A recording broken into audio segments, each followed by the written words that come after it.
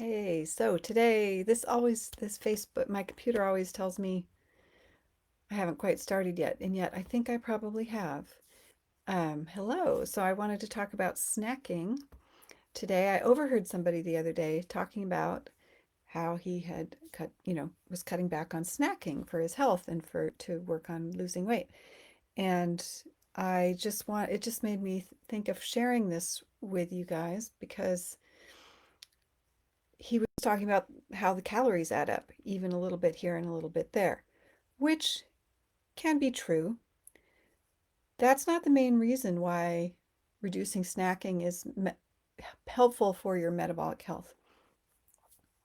And I want to share with you a couple of the one hormonal thing and a mitochondria thing, and then also at the end I'm going to talk about who should snack and why, and for how long, because I think there's virtually nobody, there might probably some exceptions, but virtually nobody needs to be a snacker indefinitely.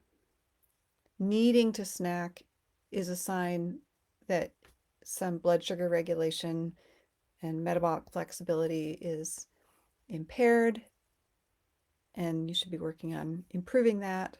And when you do, then you shouldn't need to snack anymore.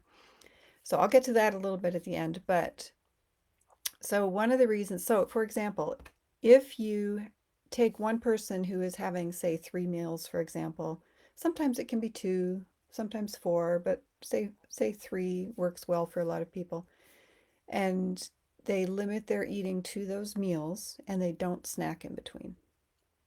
And then you have, say, the same person with the same physiology, but they graze all day. And let's say they have the same number of calories.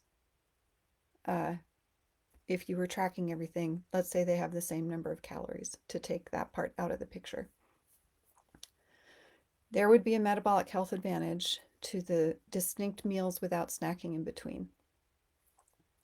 And so one reason for this is I talk a lot about insulin resistance, whether or not you're insulin resistant, but especially if you're insulin resistant, because if you're insulin resistant, it means your insulin levels go higher when you do eat.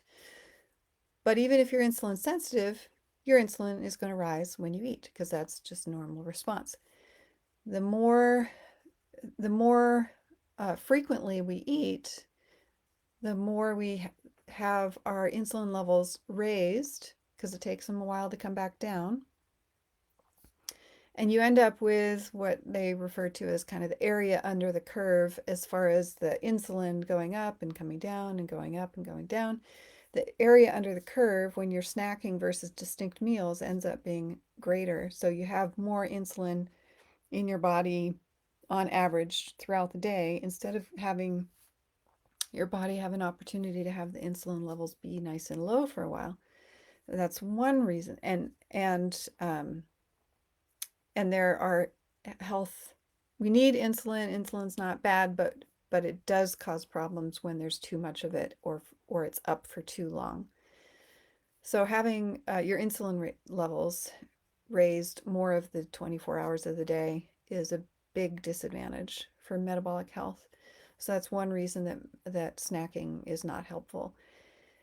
Another reason is I talk also sometimes about the mitochondria in the cells. The mitochondria are the energy producers in your cells. They also do more than that. They read your environment. They decide whether your cells or that cell that they're in is in danger or not, and they can help, contribute to upregulating or down-regulating your metabolism.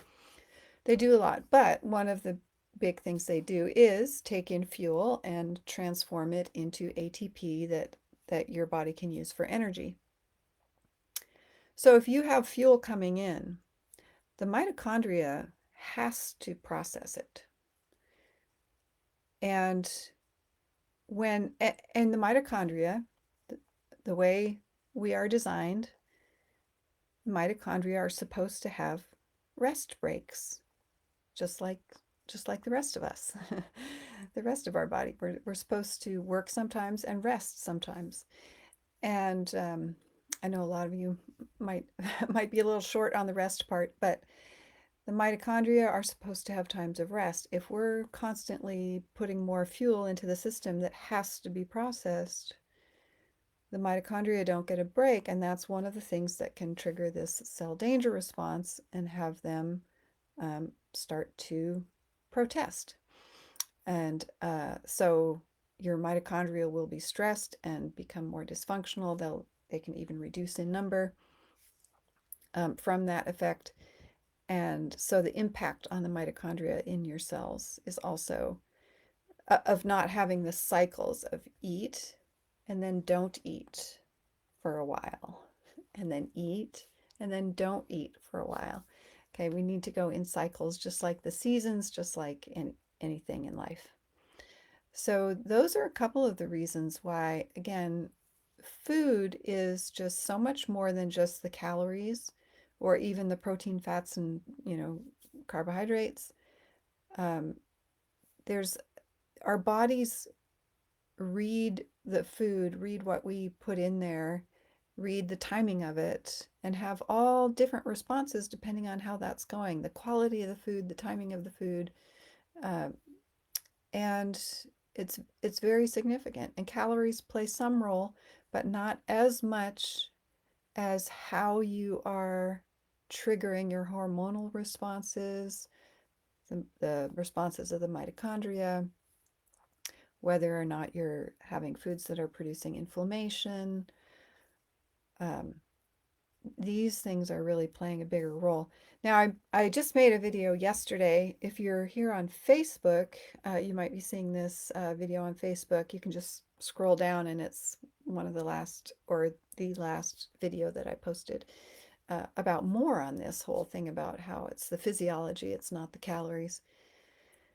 And the title of that video is something, I forget exactly how I put it, but to encourage people who are feeling discouraged or frustrated about making changes to your body and your health.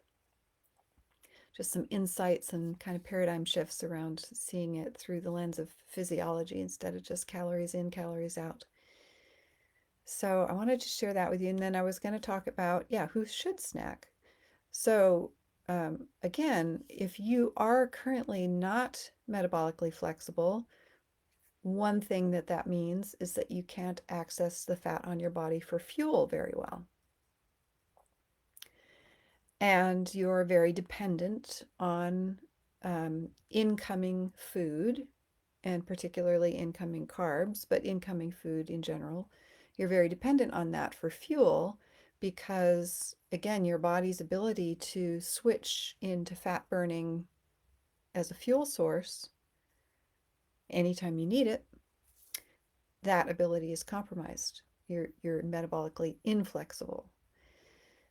And if you're in that state and you miss a snack, you might be suffering, some symptoms of that, lightheadedness or crabbiness or, low energy, feeling just desperate to eat because you are. So, yes, I would encourage you initially to go ahead and snack and work first on, I think I mentioned this in the beginning. No, I don't know. Maybe I forgot to mention this in the beginning. When you do eat anytime, no matter whether it's a meal or a snack, what you eat is critically important for how your body, how your physiology responds to it.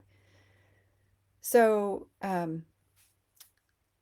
so you do want to, of course, first, if you're dependent on that constant snacking and grazing, as a first step towards improving your metabolic flexibility, you can focus first on the quality of what you're consuming. Also, the order in which you consume, protein versus fat versus carbs, things like that. There's strategies around that. And then you can do some other strategies to start to build your metabolic flexibility more and gradually get your body working in a way that it can access the fat on your body for fuel in between meals better. And when you can do that, your blood sugar will stay stable without snacks. Um, so that's something do share with people sometimes that even if you might have issues with hypoglycemia, for example, and you might believe that you need to snack, that might be true now. That doesn't mean it has to be true always. And if you can shift that so that it's no longer true and you're more metabolically flexible, you will be metabolically healthier. So that's on snacking. I think that was it. And then again, the video I made yesterday. Also, I did want to mention I am in the process right now of shifting my group program into a format for individuals so that it will all the content that I have shared in that group program in the past is now going to be available. Basically, it's not on my website yet. It's not. It's just there as coming soon. But just message me if you want to know more because it'll be ready very soon, like in the next few days, so that you can go through as an individual. You can go through. I'm, really enjoyed talking with a couple couples lately who are talking about doing it together. And I think that's a brilliant idea if you have like a husband and wife team or, partners who live together. If you want to do it with a partner, let me know about that because that can be a wonderful way you can support each other and be learning the same stuff and be on the same page as you go through making these changes. So that's just a little announcement there. Again, ask me, you can message me about that if you want to know more. And I think that's it for today, for this week. Thank you and see you next time.